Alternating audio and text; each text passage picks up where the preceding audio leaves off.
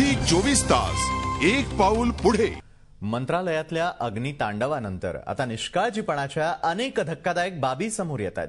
दुर्घटनेच्या वेळी मंत्रालयाच्या फायर ऑफिसरची मदत झालीच नाही अशी माहिती खुद्द मुंबईचे मुख्य अग्निशमन अधिकारी सुहास जोशी यांनी दिली आहे। अग्निशमन दलाचे जवान जेव्हा आग विझवण्यासाठी मंत्रालयात पोहोचले तेव्हा मंत्रालयातल्या फायर ऑफिसरची मदत त्यांना झाली नाही अशी धक्कादायक माहिती खुद्द मुंबईचे मुख्य अग्निशमन अधिकारी सुहास जोशी यांनी दिली आहे। तसंच मंत्रालयाच्या संबंधित यंत्रणेला 2007 पासून मंत्रालयाचं ऑडिट करून घेण्याच्या सूचना करण्यात आल्या होत्या, मात्र त्याची गंभीर दखल घेण्यात आली नसल्याचंही जोशी यांनी स्पष्ट केलंय।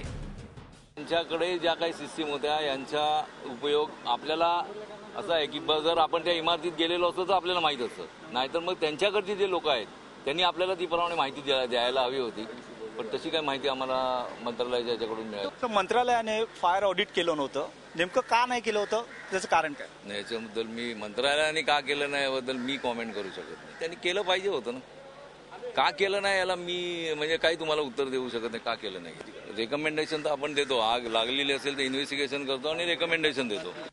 मंत्रालयात नेमकी आग का भडकली याबाबतची काही कारणं समोर येत आहेत। 2007 पासून मंत्रालयाचं फायर आणि स्ट्रक्चरल ऑडिट नाही। अग्निशमन दलाकडे मंत्रालयाचा नकाशा उपलब्ध नव्हता। मंत्र्यांच्या दालन नूतनीकरणात प्लायवूडचा मोठ्या प्रमाणात वापर झाला होता।